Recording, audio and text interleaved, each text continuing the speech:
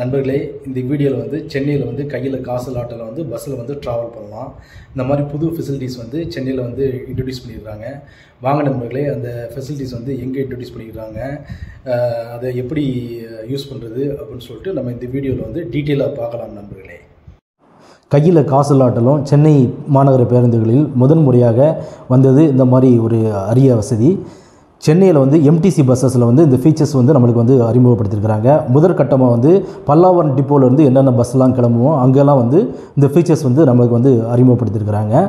இதெல்லாம் வந்து பெங்களூர் அந்த மாதிரி ஏரியாஸ்லாம் இதுக்கு முன்னாடி இருக்குது. சென்னையில் வந்து இப்போ தான் ஃபஸ்ட் டைம் வந்து நம்மளுக்கு வந்து இன்ட்ரடியூஸ் பண்ணிக்கிறாங்க. பல்லாவரத்தில் வந்து இன்ட்ரடியூஸ் பண்ணிட்டு போக போக வந்து இது வந்து சக்ஸஸ் ஆச்சுன்னா மற்ற இடத்துலையும் விரிவுபடுத்துவாங்க. இதில் நம்ம என்னெல்லாம் பண்ணணும்னு பார்த்தீங்கன்னா, ஆக்சுவலாக நம்ம ஃபோன்பே, கூகுள் பே, அப்புறம் பேடிஎம்மு, மொபிக்விக்கு, கிரெட்டு இந்த மாதிரி ஆப்லாம் பயன்படுத்தி நம்ம வந்து மற்ற கடைகளில் வந்து பே பண்ணுற மாதிரி நம்ம வந்து கண்டக்டர்ஸ்கிட்ட வந்து இந்த மாதிரி நம்ம பே பண்ணுவோம். QR கோடு இந்த மாதிரி ஆப்ஷன்ஸ்லாம் யூஸ் பண்ணி நம்ம வந்து பே பண்ணுவோம்.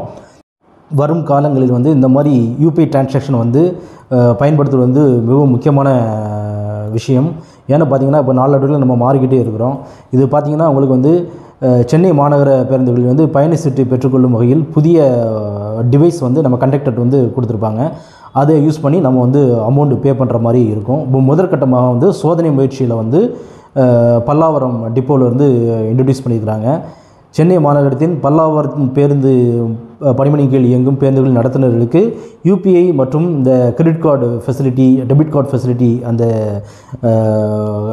டிவைஸ் வந்து கொடுத்து அது மூலமாக டச் வசதி கொண்ட அந்த டிவைஸ் கொடுத்து அது மூலமாக வந்து டிக்கெட்டில் வந்து பயணிகள் வந்து எந்த இடத்துல ஏறுறாங்க இறங்குறாங்க அதோட டீட்டெயில்ஸு, அப்புறம் வந்து அமௌண்ட் பே பண்ணுறது, கார்டு மற்றும் யூபிஐ QR கோடு பயன்படுத்தி அந்த டிக்கெட்ஸ் வழங்கக்கூடிய ஒரு திட்டமும் நடைமுறைப்படுத்தி இருக்கிறது.